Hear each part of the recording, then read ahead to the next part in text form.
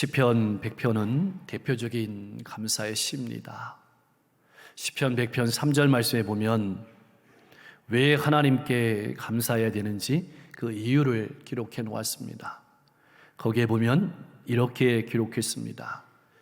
여호와가 우리 하나님이신 줄 너희는 알지어다. 그는 우리를 지으시니요 우리는 그의 것이니 그의 백성이요 그의 기르시는 양이로다. 이 기르시는 양이라라는 말의 본래 의미는 그의 목장 안에 있는 양이다, 그런 말입니다. 이 말씀을 정리하면 이와 같습니다. 하나님이 우리의 하나님이 되시고 하나님이 우리를 만드셨고 하나님의 목장 안에 있는 양이기에 우리가 하나님께 감사한 겁니다. 1절과 2절 말씀을 당시 이스라엘 사람들에게 들려주면 이것은 지극히 상식적인 일입니다. 오늘 우리가 자동차를 보며 살아가는 것처럼 흔한 일이었습니다. 두말하면 잔소리지.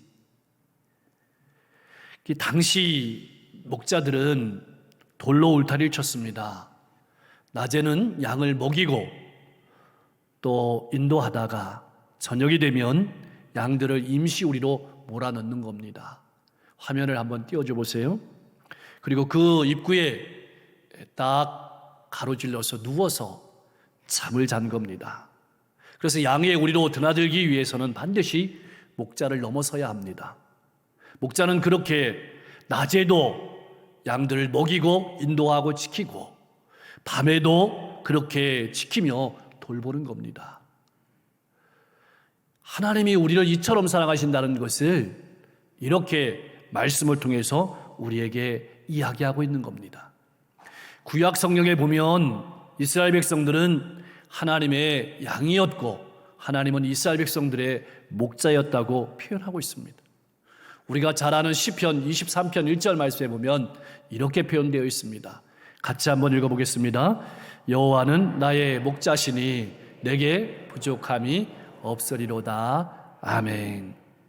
하나님께서는 이스라엘 백성들을 대신해서 왕과 제사장들을 그들의 목자로 세웠지만 이들은 양떼들을 돌보는 데는 관심이 없고 자신의 이익만 바라보고 살았습니다. 그래서 에스겔 선지자는 특별히 에스겔 34장에 양떼를 먹이지 않는 목자들을 책망하는 겁니다. 그 책망이 요한복음 10장 오늘 말씀의 배경이 되는 겁니다. 하나님께서는 그 거짓 목자들을 대적해서 그들의 손에서 양떼를 건져내고 양들에게 풍성함을 주시기 위해서 양의 목자로 예수님을 보내신 겁니다. 그래서 문지기가 문을 열면 목자 되신 예수님께서 우리로 들어가서 양의 이름을 불러내는 겁니다. 한 마리 한 마리 이름을 불러냅니다. 근데 여러분, 이름을 부를 때에는 목자들이 양들을 잘 알기 때문에 그들의 특성에 따라서 이름을 짓는 겁니다. 코가 큰 양은 큰 코, 귀가 긴 양은 긴 양, 이렇게 하면서 이름을 짓는 겁니다. 그래서 여러분, 이름을 안다는 것은 오랫동안 함께 있다는 걸 뜻합니다. 그리고 그들을 속속들이 안다는 걸 뜻하는 겁니다. 하나님이 나를 아신다는 것은 언제나 나와 함께 하신다는 것을 뜻하고 나보다 나를 더 잘 아신다는 것을 뜻하는 말인 겁니다.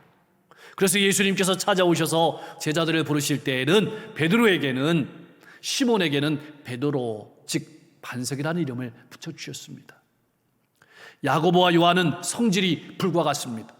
그래서 보아녹에 우레의 아들이라는 이름을 붙여주셨습니다. 이 모든 것들이 목자 되신 예수님께서 오셔서 그 양을 이끌어내시는 겁니다.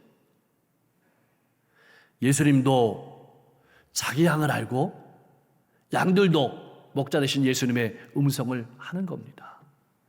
참 놀라운 사실은 목자의 부르심은 오직 택한 양에게만 들린다는 겁니다. 그래서 잠언 20장 12절 말씀은 이렇게 표현해 놓았습니다. 같이 한번 읽어보겠습니다. 듣는 귀와 보는 눈은 다 여호와께서 지으신 것이니라. 아멘. 듣는 귀와 보는 눈은 누가 지으셨다고요? 여호와께서 지으셨다.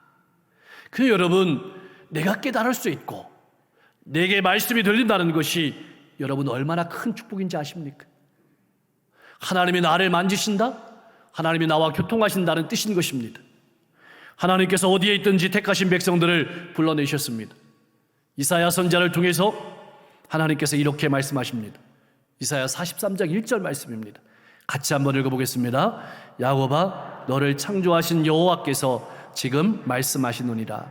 이스라엘아, 너를 지으신 이가 말씀하시노니라. 너는 두려워하지 말라. 내가 너를 구속하였고 내가 너를 지명하여 불렀나니 너는 내 것이라. 하나님의 양이란 말이죠. 보세요. 나를 만드셨고 나를 구원하셨고 나를 지명하여 불렀나니 너는 내 것이라.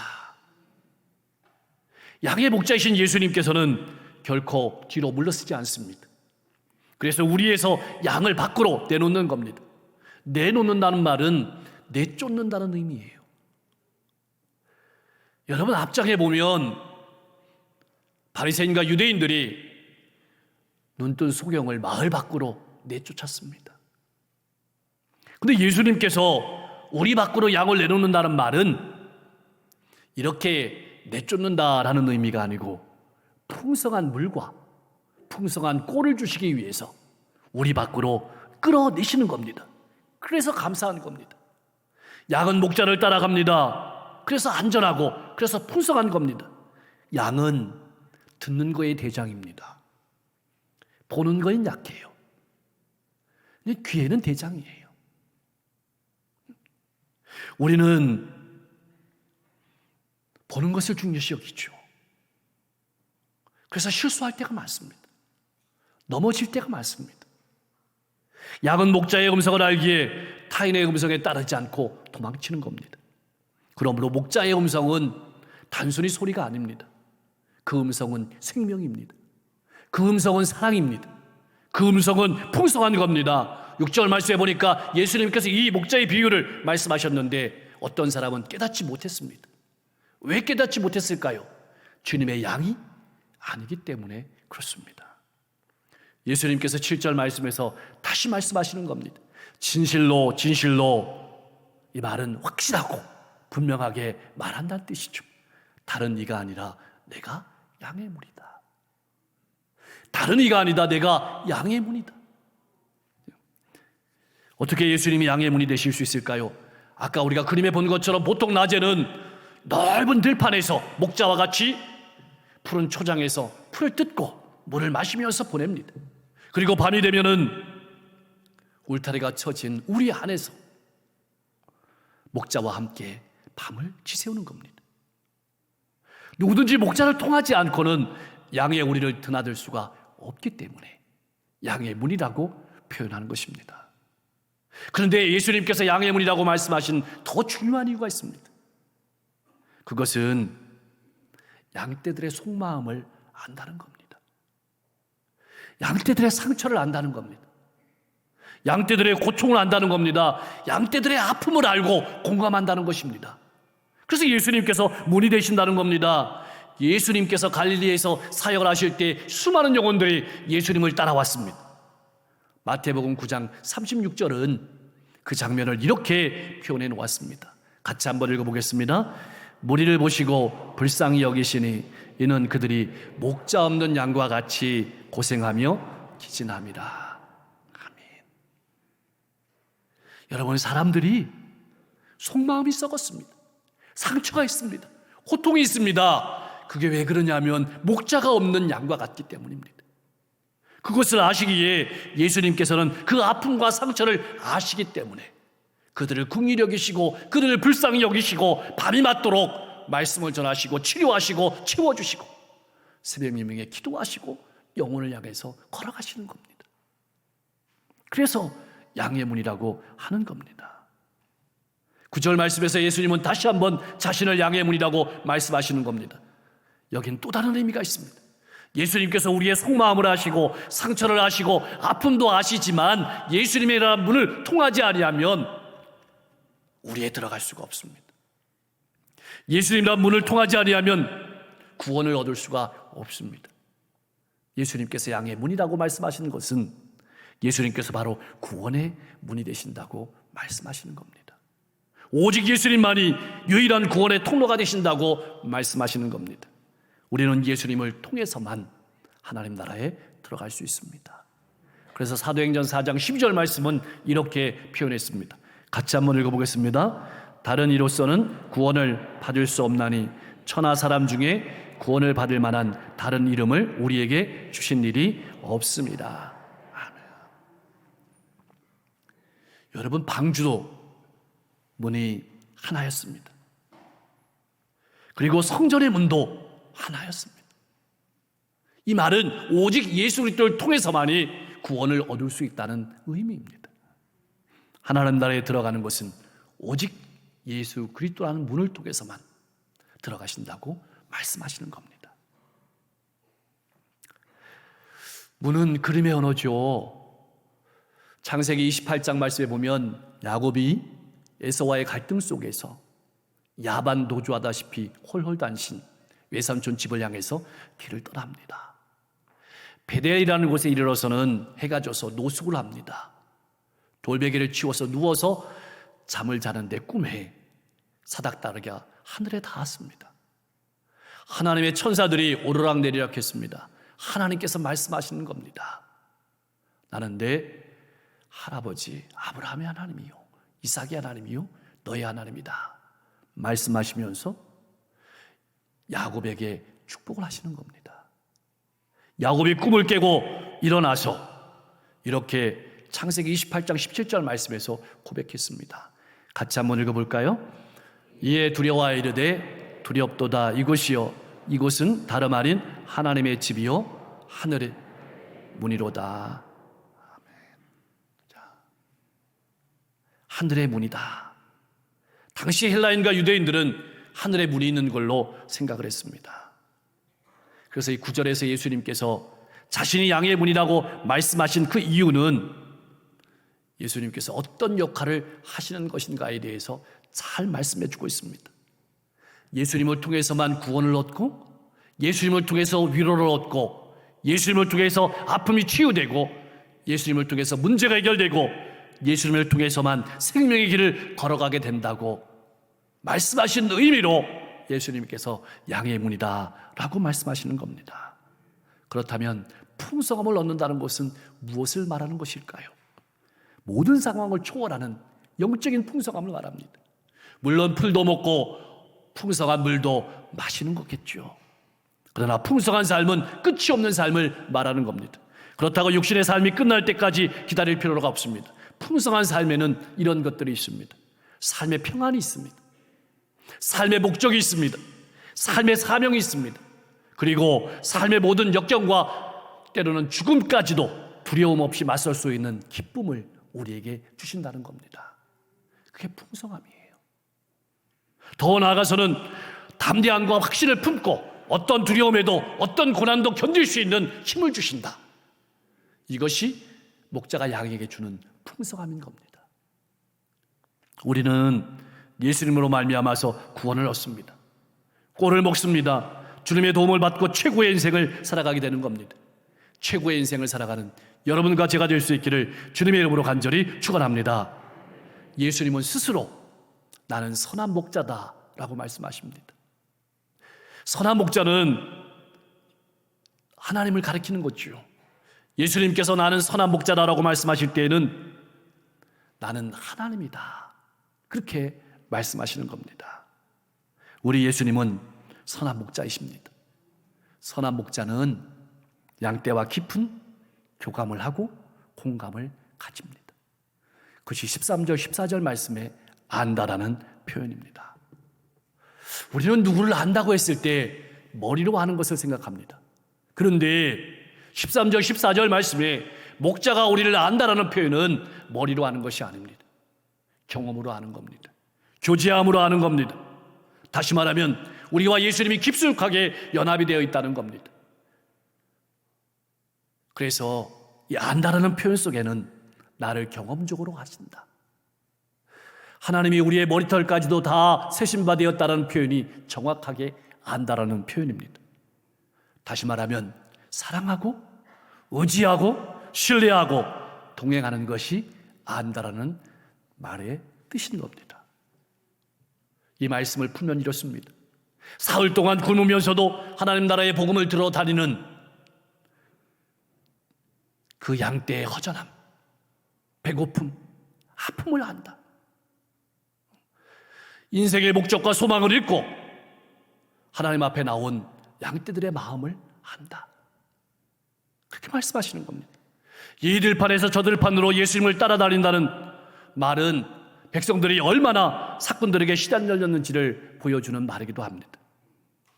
아무도 돌보지 않는 목자 없는 양 같은 백성들의 처지를 주님께서 아신다. 그 아시는 감정이 긍휼히 여기신다, 불쌍히 여기신다는 말입니다. 불쌍히 여긴다는 말은 단순히 우리가 못나서 불쌍히 여긴다는 의미가 아닙니다. 우리의 처지와 우리의 형편과 우리의 모든 상황을 다 아시고 우리와 함께 하시고 우리를 사랑하시고 우리를 위로하시고 우리를 돌보신다. 그래서 주님께서 우리를 바라보실 때 긍휼히 여긴다는 마음은 창자가 끊어진 것 같은 아픔을 느낀다는 겁니다. 그것이 주님께서 우리를 바라보시는 눈인 겁니다. 그렇게 주님은 우리를 아시는 겁니다. 예수님의 이 마음을 가지고 우리도 살아가실 수 있기를 소망합니다. 예수님은 이 마음을 가지시고 이 마을 저 마을로 찾아다니신 겁니다. 영혼을 찾아다니시면서 그들을 일으켜 세워주셨습니다. 잃어버린 양을 찾아 돌아다니시는 과정인 것이죠. 그 긍휼의 마음을 가지고 하루하루 잠을 못 주무시고 아침 새벽 미명에 일어나셔서 찾아다니시는 사역이 바로 예수님께서 자기의 목숨을 내어주시는 십자가의 길이었던 겁니다. 이것이 우리가 걸어가야 될 길이기도 한 겁니다. 사랑하는 성도 여러분, 이 긍휼의 마음이 저는 물론이고 우리 교역자님들, 또 우리 교사님들, 우리 속장님들, 우리 인도자님들, 우리 선교회장님들의 마음이 될 수 있기를 소망합니다. 영혼들을 바라볼 때 내 창자가 끊어지는 것 같은 아픔을 가지고 그들의 영혼을 바라보며 함께하고 사랑하고 먹여주고 인도해주는 그런 놀라운 역사가 있기를 소망합니다. 이제 예수님께서 양들을 위해서 목숨을 바치는 이유를 말씀하고 계십니다. 아직 우리에 들지 아니하는 양이 있기 때문입니다. 그들을 인도해야 될 일이 남아 있습니다. 십자가 지실 때까지 그 일을 하실 겁니다. 그런데 그 우리에 들어가야 될 양은 이스라엘 백성들만이 아닙니다.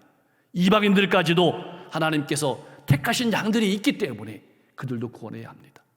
그들은 어떻게 구원합니까? 예수님께서 부활하시고 승천하시면 성령님을 보내주실 것인데 그 성령님으로 우리 마음속에 오셔서 우리로 하여금 다른 사람들을 바라볼 때 긍휼히 여기는 마음을 가지고 다가가게 하시고 그러므로 말미암아서 잃어버린 양떼를 하나 되게 하시고 천국 곳간에 모아들이시는 겁니다.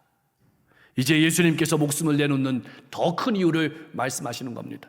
다시 얻기 위함이다. 영원한 생명을 얻기 위함이신 것이죠. 예수님께서 죽음을 선택하신 목적은 목숨을 다시 얻기 위함입니다. 아들 예수님은 아버지의 뜻을 잘 하시는 겁니다. 그래서 아버지 하나님께서 예수님을 사랑하신다. 여러분 보세요. 우리가 왜 맥주감사주일에 감사합니까? 하나님이, 창조주 하나님이 이렇게 자신을 내어놓는 그 사랑을 알기 때문입니다. 자신의 생명을 아낌없이 내어주신 그 하나님께서 우리를 위해서 우리가 살아가는데 필요한 물과 풀은 주시지 않겠습니까? 사랑하는 성도 여러분, 예수님께서 십자가에 죽으시는 것은 목숨이 아까워서 하다가 빼앗기는 것이 결코 아닙니다. 스스로 내어놓는 사랑의 행위입니다. 예수님께서는 이렇게 말씀하시는 겁니다. 나는 유대인들의 미움과 증오를 받아서 죽음을 당하는 것이 아니다. 나는 가룟 유다의 배반으로 죽는 것도 아니다. 나는 빌라도의 재판 때문에 죽는 것도 또한 아니다. 나는 오직 아버지 하나님의 뜻, 즉 선한 목자로서 잃어버린 양떼를 찾아 자신의 생명을 아낌없이 내어주시는 그 하나님의 뜻을 알기에, 그 하나님을 사랑하기에 죽는 것이다. 그렇게 오늘 말씀을 통해서 우리에게 말씀하고 고백하고 있는 겁니다. 사랑하는 성도 여러분, 오늘 우리는 맥주감사주일로 지킵니다. 여러분은 무엇 때문에 감사하십니까? 구원으로 인해 감사하십시오. 하나님의 생명의 말씀이 들림으로 인해서 감사하십시오. 주님께서 우리의 선한 목자가 되심을 감사하십시오. 우리의 속마음을 아시기에 감사하십시오. 상처와 아픔을 아십니다. 우리를 긍휼히 여기시고 안아주시는 겁니다. 그리고 언제나 주님 앞에 나갈 수 있음을 인해서 감사하시기를 바랍니다. 평안을 주시고 삶의 목적과 사명을 깨닫게 하시고 어떤 어려움 가운데서도 담대하게 기쁨과 확신으로 살아갈 수 있는 풍성함을 주심을 인해서 감사하시기를 바랍니다. 그러나 아직 우리에게는 한 가지 일이 남아 있습니다. 우리 안에 들어와야 될 양이 남아 있는 겁니다. 참 많습니다. 나를 통해서 하나님의 사랑이 가정과 일터와 이웃 가운데 풍성하게 나타나기를 소망합니다. 내 인생을 주님 앞에 드리는 복된 인생이 되실 수 있기를 주님의 이름으로 간절히 축원합니다.